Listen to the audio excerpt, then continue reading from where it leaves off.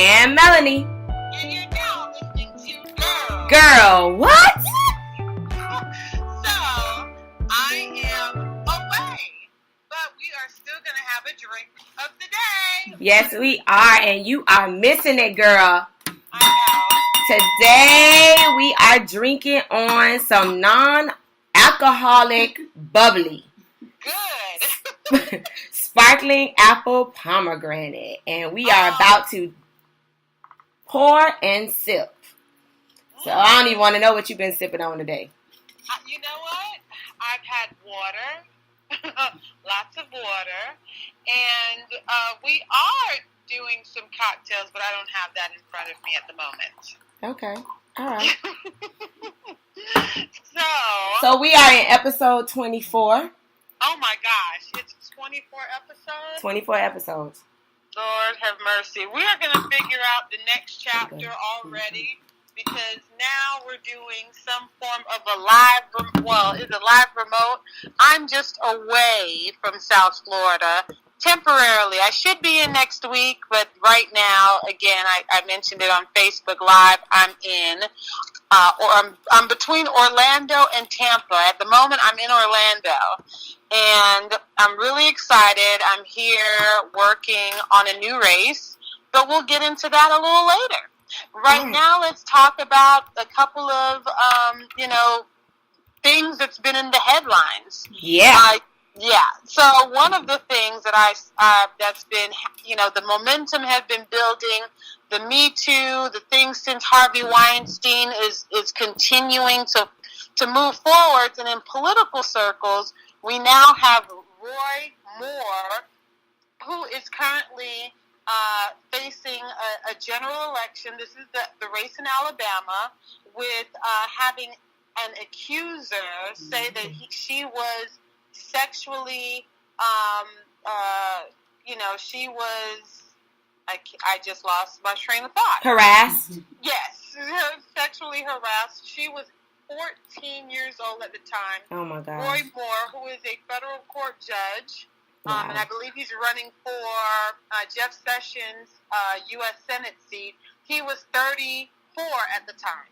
So now there's a new movement that women are tweeting photos in support of Moore's accuser, showing pictures of themselves at that age. And so, again, correction, she said that he attempted to have sexual relations with a 14-year-old when he was 32.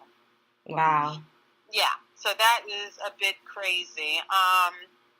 In other news, Tessa Brenneman said that she lived in fear of her ex-husband, Devin Kelly. Now, Kelly is the individual who killed 26 people last week in a Texas church, and he was found guilty in 2012 for beating her and fracturing her baby, and so. Again, it's a big issue that's been taking place, and obviously our thoughts and prayers are still out to the family and loved ones that's lost their lives in Texas. But that was one of the most recent stories. So there's an earthquake that just happened in Iraq that killed at least 61 people in Iran. My goodness! Yes. What? From a it was 7.3 magnitude earthquake. So that just happened today. Wow. Wow. I also have Meek Mills is in jail. I know, I saw that. And the governor of Pennsylvania, Tom Wolf, is petitioning to reevaluate his sentencing, saying that it may not have been fair based on, I guess, the reasons for his violation, I guess. Yeah, well, several celebrities have come out, Jay-Z and many others, in support of Meek Mills. They felt like that sentencing was a little bit too harsh. And I guess for clarification, he violated probation. I want to say not once but twice. I don't know. I don't remember how long that he is supposed to serve. I want to say it was at least a 2-year sentence. Either way, many people felt that the charge was too rough. Speaking of Jay-Z, Jay-Z is in concert tonight in South Florida. And B and the twins, Sir and Rummy Carter, are in the house as well. Nice. They're in the MIA. Oh, man. Well. And it was $30 tickets, I discovered today. Really? In the nosebleed section, but they were $35. Well, that's awesome. Yeah. At least it was affordable for someone that, if they really wanted to go. Exactly. And before I forget, can we give it up one more time for the U? Negative. You got jokes? Don't play with me. We do not say that. We do not say that name on this show. I know, but did you not go to Florida State too? I'm just confused. Hey. We are Miami girls, though. I know. At least, listen. At the end of the day, I'm all about FSU, but I know. If they make it all the way, I ain't gonna hate. They're now number 2. They're now number 2 amongst the college. Like, look, I don't watch a lot of sports and football to begin with, but I do. I have always supported University of Miami. I actually wanted to go to law school there. That has not happened at the moment, but I'm really excited. And plus, I think for us that's in South Florida, of South Florida, it is another sports related team that kind of builds the camaraderie and the energy that's happening in Miami. First the Heat. Right. Now the Canes, and we're waiting for the Dolphins to get their act together. But I'm feeling the chains though. Maybe we should get Girl What chains. I listen. I'm down for that for sure. With pearls With on the side. Pearls. Yeah. Girl What pearls? Yeah. I like it. So I have some more. I have like 3 more points, and then we're gonna let our beautiful guests speak in a second. Absolutely. But real quick, okay, so I don't know if you guys have heard about that movie Meet the Trumps on Netflix. Well, Jay and I watched it today. Baby, all I can do is say we need to really pray because we are being led by the devil, baby. We're being led by the devil.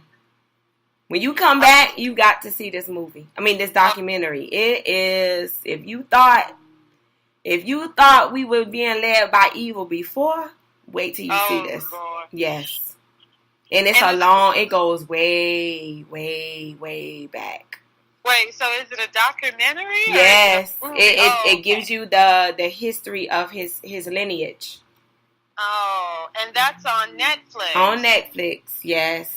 It's called Meet the Trumps. Meet the Trumps. Meet the Trumps. I may attempt to watch that this evening. Yeah, you need to watch it. And when you watch it, call me. Okay, I'll let you know. And then I just have 2 more things. OJ has already gotten kicked out the Las Vegas hotel. The hotel bar. That. Yeah. Not a good look. What's wrong with him? OJ, leave the liquor alone, man. Just maybe pursue preaching or something. I don't know. I really need to stay out the way. I really need him. He has become an embarrassment and a waste of energy. He needs to stay out the way, like for real. For real. He's gotten in his own way, and I'm really praying that at this point he served however many years in jail, and he should have learned his lesson or had some type of clear plan. What was he going to do when he gets back out? Yeah. I don't understand, but OJ, we're praying for you. Yes. We don't want you to go back to jail. It's not a good look. You got grandkids. Exactly. Okay, so just 2 more points. $5 million claim by Tyrese about Will and Jada giving him money. That was false. Now, I was in his corner, but this right here, this is foolishness. This is straight foolishness. Why you lying on the people money, like for real? Oh, so that was a lie? Yeah, it's a lie. And he's blaming it on the alcohol. No, he's blaming it on the meds they gave him when he went to the psychiatrist. Oh no. Yeah. Tyrese. Come on, Ty. Come on. Tyrese, come on. Come on, man. Okay. All right, so then the next thing. We'd love for you to be a guest on our show. I'd love to keep Oh, for real. Ty, come on. So Tyrese, hit us up. Yeah, for real. Hit us up, man. So call in. We'll have you call in and talk. Yeah, we don't need you in. Yeah. We need you, very close to a church. Yes. All right, so then the last thing, I watched Tamar and Vince's first episode this week. They're supposed to be getting divorced, and this particular series is supposed to showcase the downfall of what was the breaking point of their relationship. So saw the first episode, and I'm leaning towards Tamar being a little handful, but maybe in episodes 2 and on, maybe Vince will be revealed in another light. But right now, Tay is looking like you might be some of the problem. It wouldn't even shock me that is the case, and I'm really interested in seeing if this show, if this season actually does give out any type of new insider information. And I haven't been watching the show. I haven't seen Vince and Tamar, and I think I saw the first season, and that's it. But I am a fan of Tamar. I do want I'm all for marriage and supporting. I'm rooting for them to work things out, and I'm hoping that ends up being the case. So before we go on any further, we have guests. We have a beautiful guest too, and she fits right on into the Gurl Cave. Yay! And we're going to have her go ahead and introduce herself. Well, wait. Well, first, before she introduces herself, let me just say, I met this young lady last year at a sis event. And at that time, I wasn't thinking about Girl What. I mean, I knew I was big on, empowering and on Facebook and, saying certain messages and things like that. And I knew one day God would present something, a platform of some sort for me to be able to express, togetherness and unity and God and all that stuff. But I didn't know it was going to be Girl What. And here we are. Right. No. And here we are. So let's allow our guest to introduce herself and we'll get right into the commentary. Yeah. Okay. Well, thank you both for having me. I'm really excited to be here with you all. My name is Shahiwa Jarrett Gellin. I am an attorney by trade, but I've been very, very active in my community. First and foremost around voting issues was how I got really involved. Getting people out to vote, signing petitions. I was talking to Melanie about signing a current petition for an amendment we want on the ballot in November of next year for nonviolent felons to be able to vote. So that's how I first got really involved in the community down here in Broward County. Once my husband started his business and I started seeing some of the barriers to opportunities here, I thought it was important to showcase Black businesses, and that's why I started Buy Black Broward, which is we're on Twitter and we're on Facebook, and I'm currently in the process of propping up a website and a directory and things of that nature so that we can kind of create a community, a collective community of businesses, and we can support each other. And I know throughout the show I'll talk about how important that is, and the fact that we can actually do it. This is not something that is a dream or that's impossible. We can actually support each other and in turn sustain our businesses in our communities and create jobs and go on to do some really great things for our fellow brothers and sisters. Okay. I was gonna play. I'm gonna. Makeda, did you have something to say before I? No. I was gonna play this video clip, and I don't know if you've seen the video clip on my page, Makeda, but you could hear it. So that I think when I play this is gonna spark some conversation. Okay. So listeners, I want you to listen closely.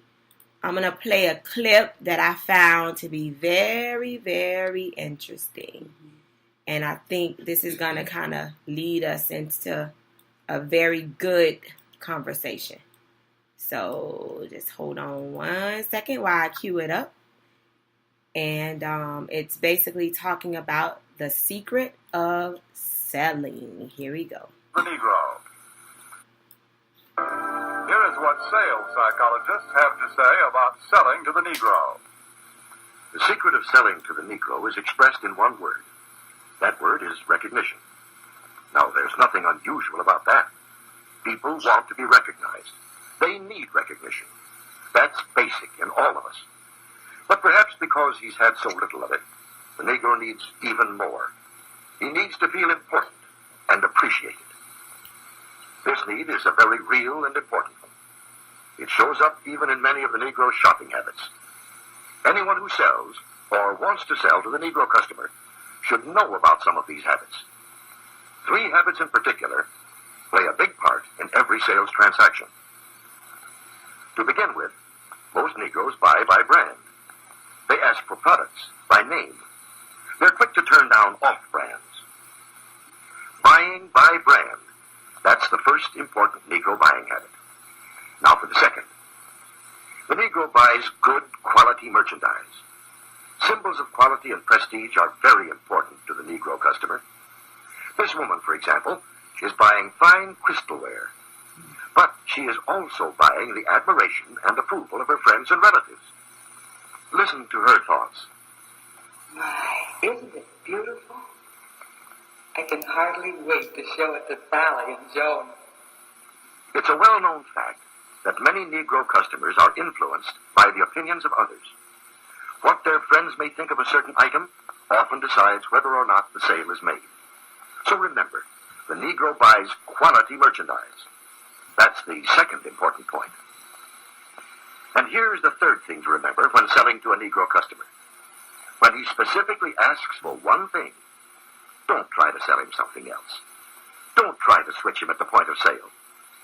If you do, he'll probably react something like this.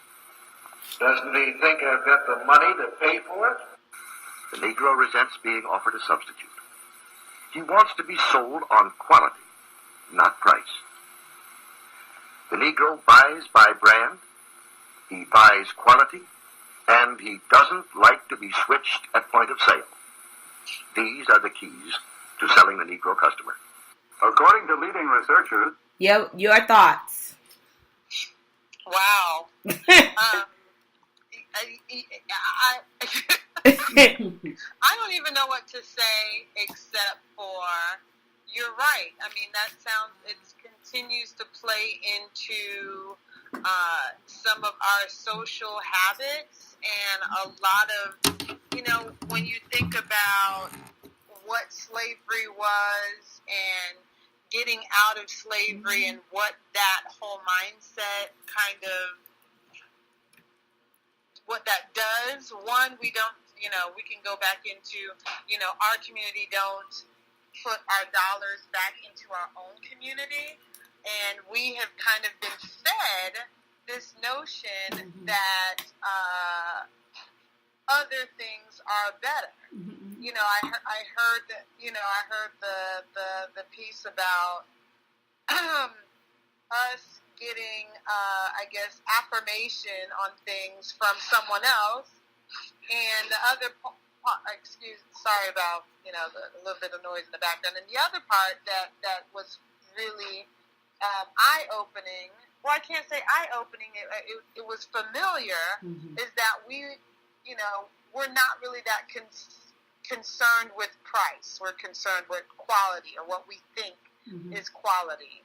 And the brand or no brand thing. I don't know. Those are just some initial thoughts. What do you think? Sure. I'm gonna get Shahiwa. I'm gonna get it right. Shahiwa. Some of that I agree with your co-host. I think some of that rings true. Obviously, I like to look at the root of things, and you have to go back and look historically as to why we do the things we do now. And so I get that. We have been pushed into corners and pushed into neighborhoods and pushed into, less than types of situations by laws and otherwise. And so, and so some of that is true. Yeah, some of us, we want to buy, what's hot and now, and so we can get noticed because that affirms that I am somebody, right? Before our forefathers carried signs, I am a man, right? So I need a job, and they march to say, I am somebody in the society, give me my rights. I think because that torch wasn't properly passed down to some of the next generations, I think that, the sneakers is a good example with, say the Jordans, and you buy these, $100, $200, $300, $400 sneakers to affirm that, I am somebody, although you may go home and your parents may not be able to afford dinner, or you're going home to a less than great situation, but because you have the proper clothes, right, and the hat and the shoes, you feel like I fit in with everybody else. So I understand what, this video was saying and selling to us. What's the origin of the video? I really don't know, but it's obviously it obviously took place like back in the 60s. And it was a white guy speaking, advertising. So the reason why I thought it would be a good video clip to play in the realm of this show is because I think this is kind of the obstacle that business owners, black business owners, run into. I get it. Myself being a business owner, I find that it's difficult for whatever reason for black people to patronize their own kind for their business because they want to go with what society deems as the best brand. Instead of saying, you know what, I don't care about what you all say is the best brand is. I'm going to stick to my own kind, and I'm going to feed my money and my dollars into the black economy to help our community. And I don't think that we as a community see it that way. And black business owners have difficulty launching or, having a big business because black people don't support us. No, it's tough to thrive and survive and sustain yourself as a black business. I mean, our businesses do fail at a higher rate. And I feel the heart of what you're saying. But I do want to say this before we go there. Before, when we were forced to live in close quarters with each other, we had our, black doctors and accountants, and we had the black hospital and the black grocery store, and the black farmer brought his goods to the grocery store with the black cleaners. And so we were in, our own communities, and we patronized, each other. And so, obviously we know about Black Wall Streets, and they were all over, the United States when we were in those close quarters. And once we kind of moved away from these areas where we could kind of move to the suburbs and move away, that sense of community was lost because now we're scattered. We're scattered all over the place. And so it's so funny when I have these conversations with people, they sometimes will mention like, oh, the immigrant communities. And I get that. But they're kind of like how black communities were, where you're coming into a new country, you don't really move out to the expensive places. You all are clustered together, so you rely on each other to survive. So in some of the research I've done, and I know you've probably heard about this before, but in the Asian community, because they like to live in clusters, I mean, there's a Chinatown in pretty much every major city, New York, Los Angeles, etc. Their dollar circulates for at least a month in their community. Because you live in that community, you go to the dry cleaners, you go to a Chinese restaurant, that dollar is circulating for a month. And the white community, it generally is about 17 days. The Hispanic community, 14 days. And the black community, our dollar, 6 hours. Of course. 6 hours. And I know that's a popular statistic, but to let that to hear it with the other statistics, it really stings you in the face.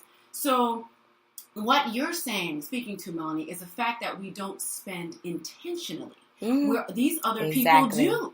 We just spend our money. So the result of this is about 2 cents of our dollar goes back to a Black-owned business. Now, how can our businesses survive if only 2 cents of every dollar we spend finds its way to a Black business owner? Obviously, you know the answer. It won't. Especially when you have statistics like this from Nielsen.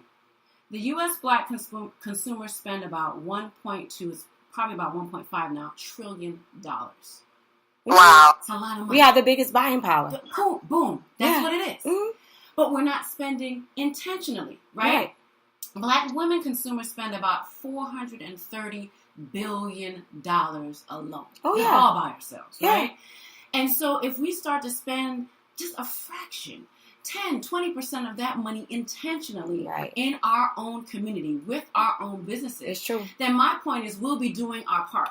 So in the promo for the show, I was telling Melanie earlier, I love this, the fight the power. We grew up on the Public Enemy, Chuck D. And I said to her, and we still need part of that. I mean, we got, all these shootings and other things going on. We have to get out there and demand our rights. I'm a lawyer, so I understand that. But I said to myself, I said to Melanie, I said, I was thinking about that. And I also said, we have the power. We need a song where we have the power. We have the buying power, for sure. The buying power, yeah. And then we have to take that a further step in this instance where we're talking about supporting Black businesses. We have to use that power. So we have to spend intentionally so that we can then, support our own businesses, create jobs in our community. We create wealth that way. So now we can be property owners, not just in homes, but commercial property, buying strip malls, and creating this community, this economic microcosm where we can survive, where we don't have to always go somewhere begging other people to kind of let us into the game. And absolutely. Well, Shahila, I don't want to interrupt, but I think, what I would like to know, and I'm sure others would like to know, those that have an entrepreneurial spirit and that urgency to want to not just build for the community, but also that also interrelates to building of ourselves and our brands and everything else. What is it that we need to do? What the person that have this desire to want to build wealth for themselves and for the community, where do they go? How do they make the first step in that direction? Well, I'll say this because we're talking about. I'll address it first this way because we're talking about Black consumers and spending intentionally so that we in our everyday lives can make a difference. So, the Buy Black movement kind of hitched onto the Bank Black movement. And I've added Ven Black, right? Because if you have a Black business, you're going to need other products and services. So you should also be spending your money with other Black businesses so that they can provide those materials and goods and services to your business. But as an individual consumer, I say to people, you don't have to switch all of your services overnight. And I know you probably all heard about the book My Black Year that this woman wrote years ago. She's out of Chicago. She was here, I think, last year talking about how she tried to buy everything Black for a whole year, and she wrote a book about her experience. And for some people that sounds, daunting. Right? I'm going to get, Black, dish detergent and all this stuff. And I say start small. Switch some of your services slowly. Switch your dentist, your accountant, your lawyer, doctor, bank, restaurants, grocery stores. Those things are kind of plentiful, and it won't be difficult to seek them out. So you'll start to support the current businesses, Black businesses in your neighborhood. It's right? funny. It's funny that you say that because that's exactly what Jewish people do. They are always looking for kosher. Yes. And if it's not kosher, or if it's not a part of their community, and like one of my very good friends is Jewish, and she's a part of I don't know what do they call their is it the Jewish Federation? What's their church called? Is it called synagogue? A temple. And they all, it's like a network. Yeah, of course. They only go to certain stores. They only go to certain things, and I mean, they don't announce it like we do, but they do it. We have to. Because we have to. But, yeah. And that's a perfect example. Go ahead.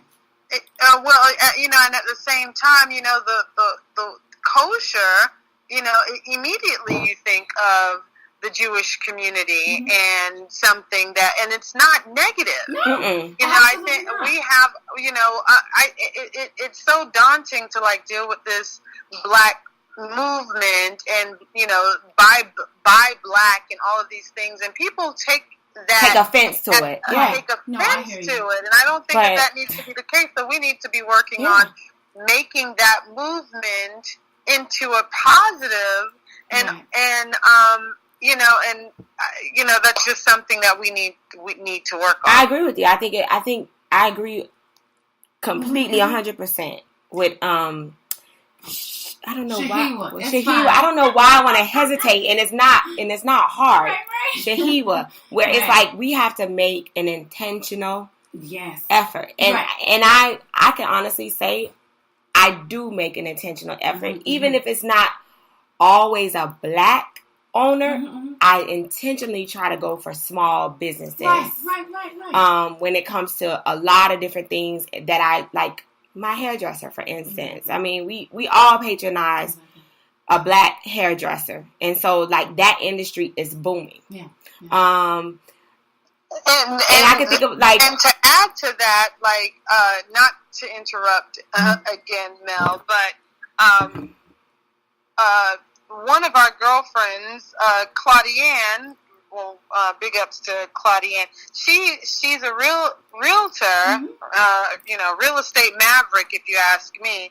And she mentions that all of her services and products and things that she does, she makes a conscious effort in going to minorities, looking for someone that is a minority or a woman. If she goes to Home Depot, she looks for someone that is Black to help service her. She goes to a furniture store, she does that. In some regards, it doesn't matter, but again, it is that we need to start ingraining that in our system to just support our folks. And like my sister, she's a nail tech. Most of her work and colleagues and in the industry are Asian. Right. But and so it's one of those things that we, when we get our services done, we do all of these different things, and we need to make efforts in supporting folks that look like us. And don't always look for a hookup. Right. Well, I'm going to get to that. For real. We're going to talk about that. I just want, I like to get my stats in. Okay. I do want to mention here in Broward County in particular. So we talked about the Black dollar staying in our community for about 6 hours. 2 cents of that going, that dollar going to Black-owned businesses. So nationally, 13% of the U.S. population, we are 13% of the U.S. population. Yet we only own about 7% of the small businesses, right? Now in Broward, we make up about people of African descent, all included Caribbean, etc. African Americans, 26.26% of the population. We have the highest unemployment at 11.9%. 38% of our children live below the poverty in Broward level. County. Yes, I'm talking about Broward statistics. Wow. Right? We have no or low income creates concentrated areas of poverty, and we have that in Broward. And so I say that to say this. In spending with our Black businesses, we would give back to our community. Yeah. We would, because this is just a fact, statistical fact. People hire people who look like them. And that's what happens, even here in Broward County. So if you go online and you look up a disparity study that Broward County did, I believe in 2010, they hired, I think, 2 or 3 companies to come in and do an empirical study on the conditions of allowing minority companies and women-owned companies and Black companies to flourish in Broward County. And they honestly said in what they found, they acknowledged that there is racism at play. I mean, we live it and know it, right. But people want statistics to confirm that. So the point is, if we know that's out there, we have to say to ourselves that yes, we always have to fight for our fair share. We pay taxes, and so we should have a seat at the table. But what we also have to say is, are we doing our part to make sure that we are supporting our Black businesses. Right. To make sure that we can create our own jobs when we support Black businesses and they're allowed to expand and grow. And so that's where we can do more, especially with this buying power that we have. So we'll talk about this. The hookup. Right? Yeah. So I talked about switching some of your services slowly and then encouraging your friends and family to do the same. Now, when you do business with a Black business, give the Black business establishment constructive feedback about your experience. I'm really quite tired of hearing, well, they didn't do this. It was like this. We're so critical on each other. Right. Yeah. But check this. I mean, if you went to another restaurant, I don't know, wherever, and you had a bad experience, you wouldn't say, well, I'm never going to another Chinese restaurant ever in my whole life. Exactly. No. You just take your happy behind down the road and go to another restaurant. Exactly. But with us, say, I'm never going to go to another Black, and this is why I can't support. Yeah. No. You give them constructive feedback. This was my experience. Hopefully you'll be able to improve that. And maybe I'll come back again, but I was disappointed, and here's the feedback. Allow the business owner to correct it. But understand that does not represent every other Black business out there, right? I'm tired of hearing that. And then, to your point, Melanie. The hookup. This hookup, right? That's what I get all the time with my interior decorating business. It's like, listen, you want me to come and make your house look great and wonderful, but you don't want to pay me because you feel like you know me, or you feel like, you could do it yourself. I don't know what it is, but I am a legitimate company. Exactly. And if it was someone that wasn't my color coming in telling you this or that, you would be more willing to pay. Right. But because you feel like it's me or you know me, right, now you don't want to pay. Maybe you can kind of get a discount. Or right? Or I could come decorate your house for free. Right. And and I can share in that same sentiment as a political consultant that constantly get individuals to want, they want my knowledge. They don't want to pay for it. They act like they can't afford it.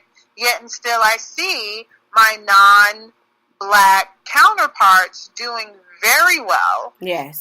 And with no problems. And, I'm having to run all over the country if necessary so that I can get, my fair share and to be paid what I'm worth. Those examples are plenty. So, I suck. Shahiwa. I said it. And it's because I don't have your name in front of me. That's why. So, Shahira, what is it that, I know that you were starting to give the points and things that we need to do, but continue on with your thoughts on how do we turn this around? How does your company actually, play a part? Well, okay, so I'll answer the company part. With Buy Black Broward, I thought it was important to foster that energy of supporting ourselves and our businesses and encouraging people to look for Black businesses. And I get it. People are like, well, I don't know if there's a Black business owner that does this or does that or whatever. And if you follow us on Facebook at Buy Black Broward or on Twitter, each day we're either focusing and featuring a business so that you can jot these down. Oh, okay, I do need that service. So you won't have to do the searching. We do the searching for you. We research different lists, county lists. Because I'm doing the research, I'm going out and finding other Black business owners. So we have the knowledge, and we're here to share it so that, everybody can share in the information. I know that, especially for small businesses, period, marketing is really a difficult thing. Mm-hmm. And so that's kind of what Buy Black Broward does. We're this digital platform that says, hey, here are our businesses. This is where they are in Broward. Patronize them. You need all these different services that we're announcing. We're giving you a little background about the company. We give the website so that, you can kind of do your own research and then go out and patronize these different companies. So it takes away some of the research that you have to do because we know you're busy. You don't have time to search it. So it makes it easy for you to kind of plug into the Black businesses here in Broward County. I know a major one is a Black grocery store. Because, that's one, even myself, I'm like, I would much rather give my money to a Black grocery store than a Publix and not bashing them, just, again, making that intentional effort to put my money into my community. Right. But where is it? I know of one, I believe in Lauderhill, and we featured that one, and I'm still looking for a few others. I'll see if I can find you one here in Miramar. Because a lot of them are produce, but then they don't sell the meat part. They don't sell the other part. They have a lot of produce. Right. Well, this one I think has meat, but I know what you're saying. Yeah, it is, because that's kind of easy to get, so I guess they have the produce, but not the meat. Now, my question then will fall back into... And we have 4 minutes left, just so you know. We have 4 minutes. Oh, wow. Yeah. Already. So, my question, I'll keep it brief, is, black banks, black venture capitalists. Like, are you more focused on what's happening in South Florida? Is this something that is in development? You mean in terms of what, like being able to get money for your business? Yeah. Because I looked it up too. I looked up some of the challenges, and that's like one of the biggest challenges. No. Capital is a huge issue. But with Buy Black Broward, it's about promotion and support. What I'm also doing, because once I started Buy Black Broward, I saw how important it was to create an advocacy group for black businesses that would also provide access to capital, help promote, etc. So I actually incorporated Broward County Black Chamber of Commerce, and I'm in the process of starting that up and finding funding for that, in which we would actually help people who want to start up a company. We would provide services to help people sustain and grow their companies, because that's where needed. the rubber hits the road, and that's what you need. It's difficult. That same disparity study talked about the difficulty of minority and women businesses getting loans, traditional loans from banks. It is a problem. We don't get the loans at rates that other people do.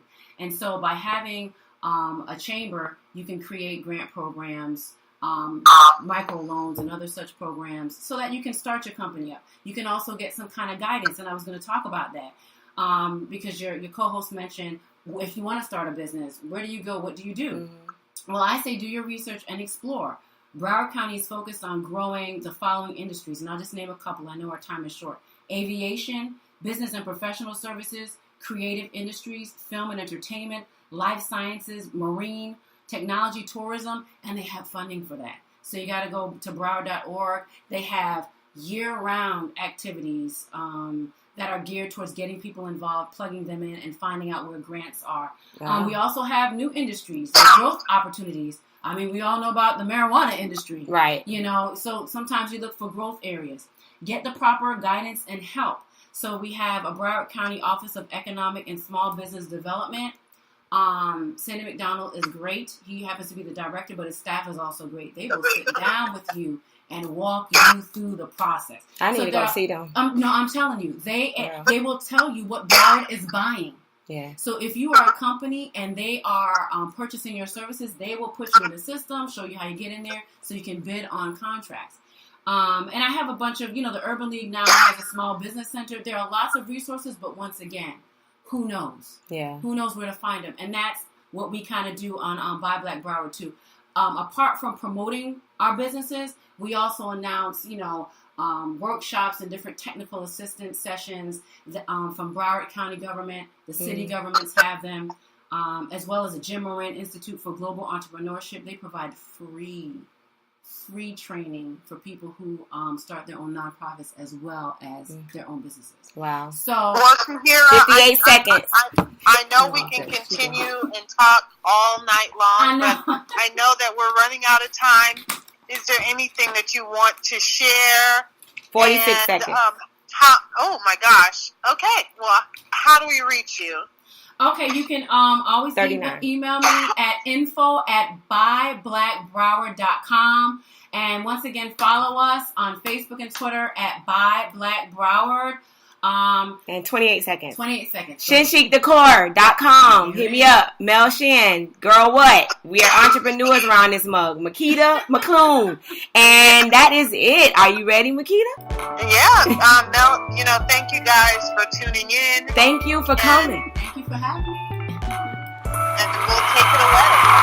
And you've been tuned into Girl, what?